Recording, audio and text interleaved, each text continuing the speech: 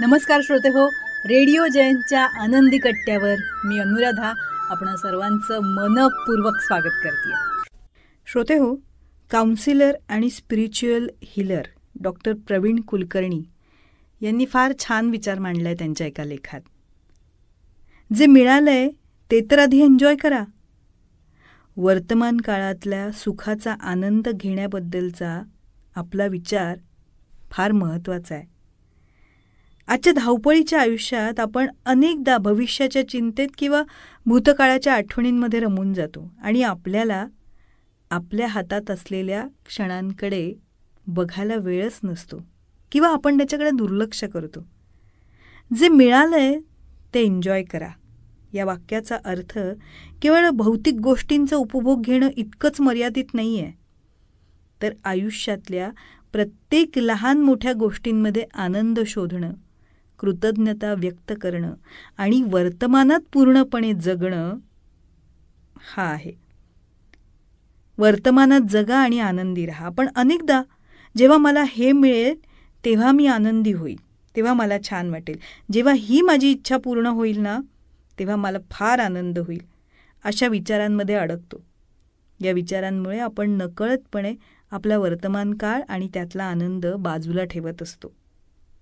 आपण सतत ना काहीतरी मिळवण्याचा आणि अधिक चांगलं होण्याच्या प्रयत्नात असतो. खरं तर त्यात काही गैर नाही आहे, महत्त्वाकांक्षा असणं चांगलं आहे.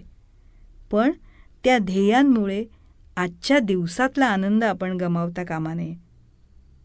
आजच्या तंत्रज्ञानाच्या युगात सोशल मीडियामुळे आपण सतत इतरांच्या परफेक्ट आयुष्याशी आपली तुलना करत असतो.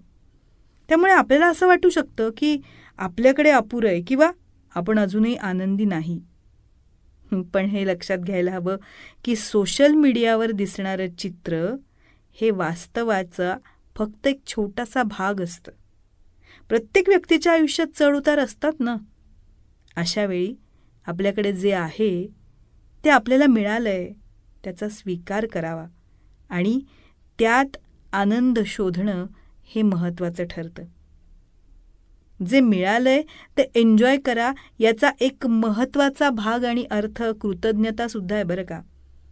आपल्याकडे असलेल्या गोष्टींसाठी आभार मानणं. रोज सकाळी उठल्यावर आणि रात्री झोपण्यापूर्वी आपल्याकडे असलेल्या चांगल्या गोष्टींचा विचार करायला हवा. एक निवांत सकाळ, छान वाफाळलेला गरम चहाचा कप, मित्रमैत्रिणींबरोबरची गप्पांची मैफिल, कुटुंबाबरोबर घालवलेला वेळ, कुटुंबासोबत घेतलेला जेवणाचा आस्वाद, कामातनं मिळालेला आनंद आणि अर्थात सगळ्यात महत्त्वाचं आपलं अगदी निरोगी शरीर. या सर्व गोष्टींना फार महत्त्वाच्या आहेत आणि त्याबद्दल आपण कृतज्ञ असणं हे आपल्याला जास्त आनंदी बनवतं. कृतज्ञताना आपल्याला नकारात्मक विचारांपासून दूर ठेवते आणि सकारात्मक दृष्टिकोन विकसित करायला मदत करते. जेव्हा आपण कृतज्ञ असतो तेव्हा आपलं मन जास्त शांत असतं आणि समाधानी होतं. मग याचा अर्थ असा का की आपण मोठ्या ध्येयांचा पाठलाग सोडूनच द्यायचा? तर नाही. पण त्या ध्येयापर्यंत पोचताना वाटेत येणाऱ्या लहान सहान आनंदाच्या क्षणांना दुर्लक्षित करू नये. कारण आपल्या आयुष्यात अनेक लहान सहान गोष्टी असतात की ज्या आपल्याला आनंद देणाऱ्या असतात, पण त्याकडे आपण गांभीर्यानं बघतच नाही कधी. म्हणजे बघा, निसर्गातलं सौंदर्य अनुभवणं, उगवता सूर्य किंवा सूर्य मावळतानाचा देखावा, पक्ष्यांचा किलबिलाट, पावसात येणाऱ्या मातीचा सुगंध, ह्या सगळ्या गोष्टी विनामूल्य निसर्ग आपल्याला उपलब्ध करून देतो आणि खरंच त्याचं निरीक्षण आपल्याला खूप आनंद देतं. आपल्या आवडीचे छंद जोपासणं, संगीत ऐकणं, पुस्तक वाचणं किंवा फक्त शांतपणे बसून चांगले विचार करणं किंवा शांत बसून अंतरंगात डोकावणं, या गोष्टींमधून सुद्धा आपल्याला आनंद मिळत असतो. शेवटी आयुष्यात आनंद शोधणं हे आपल्या दृष्टिकोनावर अवलंबून आहे. आपल्याकडे जे आहे त्याचा स्वीकार करून त्यात आनंद शोधणं आणि त्यासाठी कृतज्ञ असणं, हाच जे मिळालंय ते एन्जॉय करा या वाक्याचा खरा अर्थ आहे. भविष्य घडवताना भूतकाळात न रमता आणि भविष्याची अतिकाळजी न करता वर्तमानात राहून आनंदानं भविष्य घडवणं यासारखा सुखद आनंद नाही, हो ना? तेव्हा श्रोते हो, हा होता आनंदी कट्ट्यावरचा आजचा सुंदर विचार. तुम्हाला तो कसा वाटला याविषयीची तुमची कमेंट बॉक्समध्ये नक्की लिहा.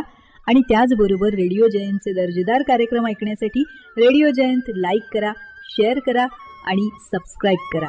रेडिओ जयंतचं सबस्क्रिप्शन फ्री आहे. आणि त्याचबरोबर नोटिफिकेशनसाठी बेल आयकॉनवर क्लिक करायला सुद्धा विसरू नका.